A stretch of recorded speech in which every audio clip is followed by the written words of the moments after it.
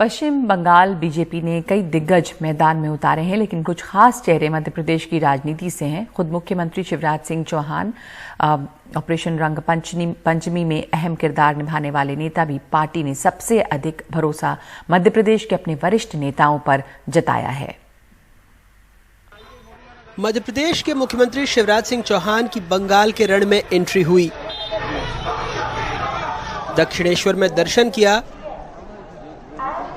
धूलागोरी मोड़, आलमपुर और हावड़ा में सभा को संबोधित किया। तुमने बात किया समुदाय के आधार पर बंगाल को तुष्टीकरण की नीति के चलते हुए एक बंगाल हो गया मुस्लिम बंगाल तुमने बना दिया। दीदी ये पाप और अपराध किया है जिसको बंगाल की जनता कभी स्वीकार नहीं करेगी।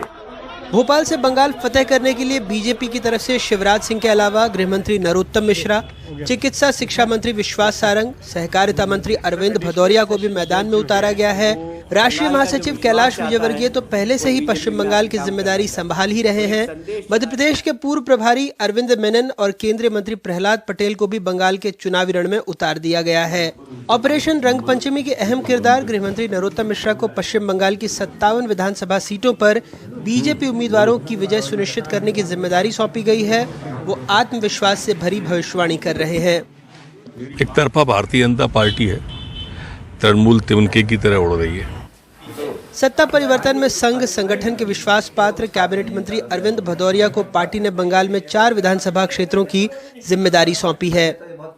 मुझे लगता है कार्यकर्ताओं के मेहनत प्रयास, माननीय पीएम साहब की योजना, संगठन की सुदृढ़ता, अमित शाह जी की प्लानिंग से 100% भारतीय जनता पार्टी पश्चिम बंगाल में सरकार बनाने की ओर जा रही है। चिकित्सा शिक्षा मंत्री विश्वास सारंग को 3 जिलों का प्रभार सौंपा गया है। भारतीय जनता पार्टी के कार्यकर्ता के रूप में हम जा रहे हैं, नेता के रूप में नहीं जा रहे।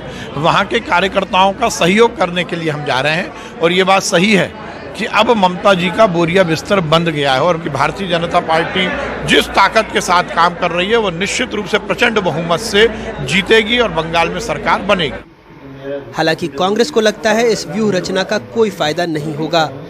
बीजेपी ने गलत दांव लगा दिया इन लोगों को बंगाल भेज के। बंगाल ये कोई बहुत बड़ा जादूगर नहीं है, इनसे बड़ी जादूगरनी ममता बनर्जी है, जिसका जादू आज भी बंगाल में चल रहा है। और असली बंगाली कभी अपनी दीदी को नहीं छोड़ेगा। बीजेपी ने पश्चिम बंगाल में कुल 294 सीटों में से कम 200 सीटों पर जीत दर्ज करने का लक्ष्य रखा है।